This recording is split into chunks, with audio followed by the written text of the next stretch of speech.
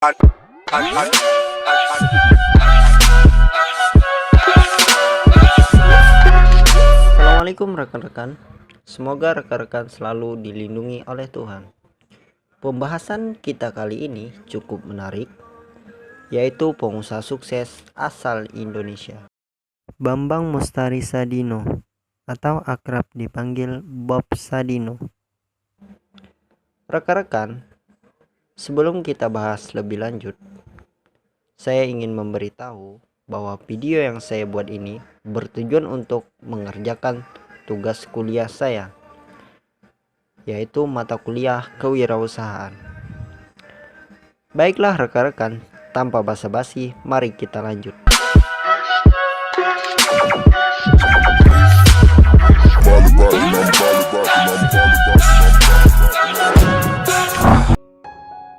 Bagi yang tidak kenal Bob Sadino, semasa hidupnya dia memiliki gaya yang nyentrik dengan kemeja dan celana jeans pendek. Bukan cuma tampilannya, namanya sendiri juga bukan nama asli. Nama aslinya adalah Bambang Mustari Sadino. Nama Bob muncul dari sebuah akronim bukan orang biasa. Kemudian akhirnya nama itu dipakai hingga akhir hayatnya. Walaupun nyentrik, Bob merupakan pengusaha sukses dari usaha agrobisnis dan supermarket, yaitu jaringan supermarket kelas atas bernama Kemcik, perusahaan daging olahan bernama Kemfood, dan perusahaan khusus ekspor sayur mayur bernama Kemfarm. Bukan hanya soal tampilan, karakternya juga sangat low profile. Bob tidak suka dibilang sukses, bahkan dia sendiri pernah bilang, tidak tahu kata sukses itu apa sih sebenarnya. Bagi dia, hidup seperti itu adalah sebuah kebebasan. Walaupun begitu, kisah hidup Bob telah menginspirasi jutaan orang di Indonesia. Bob lahir dari keluarga yang cukup, bahkan kalau dibilang berlebih. Sewaktu dia berumur 19 tahun, orang tuanya meninggal. Bob mewarisi seluruh harta warisan keluarganya karena saudara kandungnya yang berjumlah 4 orang lainnya dianggap sudah mapan. Kemudian dia menghabiskan sebagian hartanya untuk keliling dunia. Dalam perjalanan, Bob juga sempat tinggal di Belanda selama 9 tahun. Di sana dia bertemu istrinya dan kemudian menikah. Pada tahun 1967, Bob dan keluarganya kembali ke Indonesia dan membawa 2 Mercedes miliknya. Salah satu mobilnya dia jual untuk membeli sebidang tanah di Kemang. Suatu hari, dia keluar dari perusahaan tempatnya bekerja dan memutuskan untuk bekerja secara mandiri. Pekerjaan pertamanya yaitu menyewakan mobil Mercedes miliknya dan dia menjadi supir dari mobil tersebut. Sayangnya, suatu hari, mobil itu disewakan dan mengalami kecelakaan yang mengakibatkan rusak parah. Karena tidak punya uang untuk memperbaiki mobilnya, Bob akhirnya bekerja sebagai tukang batu selama hampir setahun. Itu merupakan momen terendah dari hidup Bob. Bahkan, dia sempat depresi akibat tekanan hidup yang dialaminya. Hingga suatu hari, temannya menyarankan Bob untuk memelihara ayam. Uniknya, dia baru sadar, ada perbedaan antara telur Indonesia dan telur yang dia lihat di Eropa dan Amerika. Kemudian, dia menulis surat kepada temannya yang tinggal di Belanda untuk minta dikirimkan anak ayam yang bisa bertelur. Padahal, saat itu Bob juga nggak tahu ayam apa sih itu. Bukan hanya nggak tahu jenis ayamnya, dia juga meminta pada temannya untuk mengirimkan majalah tentang bagaimana cara memelihara ayam. Itulah awal mula Bob menjadi peternak ayam dan kemudian menjual telur keliling ke rumah-rumah. Saat pertama kali berjualan, telurnya sulit laku, karena bentuknya yang berbeda dengan telur ayam Indonesia pada umumnya.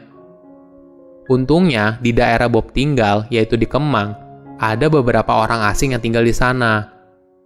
Karena dia dan istri fasih berbahasa Inggris, telur yang dijualnya pun laku. Lama-kelamaan, bisnisnya pun semakin berkembang, hingga Bob merambah ke bisnis supermarket premium yaitu Kemcik dan budidaya sayur mayur sehat. Bob tidak suka terlalu banyak teori, yang penting kerjakan, berani, dan biarkan hidup mengalir. Ada nasihat yang menarik ketika ditanya, apa sih langkah-langkah untuk bisa sukses berbisnis? Bob memberikan beberapa tips yang mungkin berguna. Pertama, hilangkan rasa takut ketika mulai apapun. Takut tidak ada uang, takut tidak ada modal, takut gagal, takut resiko, tinggalkan semuanya. Kedua, jangan berharap. Karena setiap ada harapan, maka di belakangnya pasti ada kekecewaan.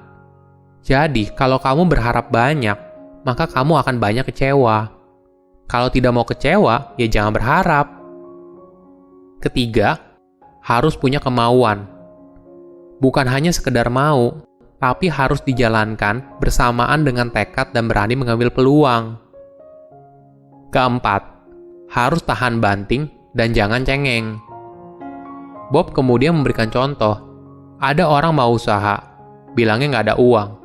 Ketika dikasih uang, orang tersebut masih bingung mau usaha apa. Ketika dikasih tahu usaha apa, orang tersebut masih ngeluh lagi gimana pemasarannya. Itu adalah tipe orang yang sulit berhasil ketika berbisnis. Yang terakhir, jangan lupa bersyukur. Jika kamu bilang kalau hidup kamu susah, banyak orang yang lebih susah dari kamu. Jika kamu bilang kalau kamu kaya, banyak orang yang lebih kaya dari kamu. Di atas langit masih ada langit. Itulah alasan kenapa bersyukur itu sangat penting. Selain tips bisnis itu, Bob juga pernah berkata, kalau mau kaya, gak usah sekolah. Tentu saja, pernyataannya jadi kontroversial, apalagi di kalangan akademisi.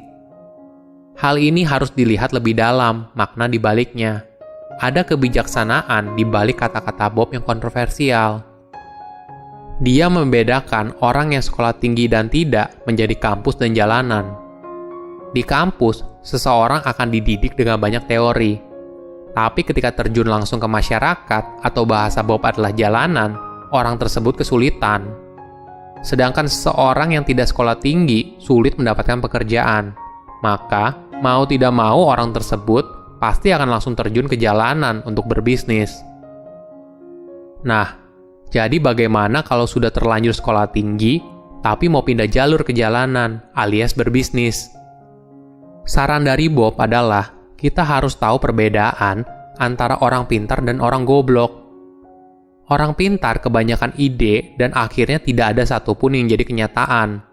Sedangkan orang goblok cuma punya satu ide dan itu jadi kenyataan.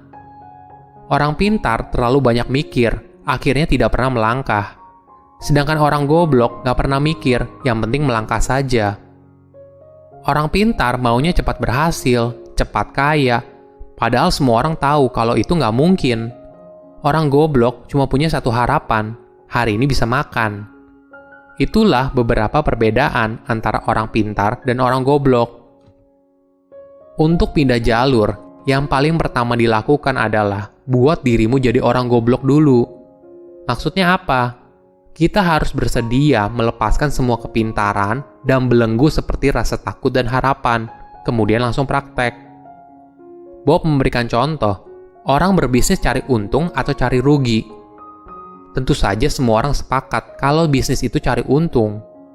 Tapi Bob punya pendapat lain, kalau dia berbisnis cari rugi. Dia menjelaskan, kalau orang bisnis cari untung, apakah selamanya dia untung? Tentu saja tidak. Sama halnya ketika orang bisnis cari rugi, apakah selamanya dia rugi? Tentu saja tidak.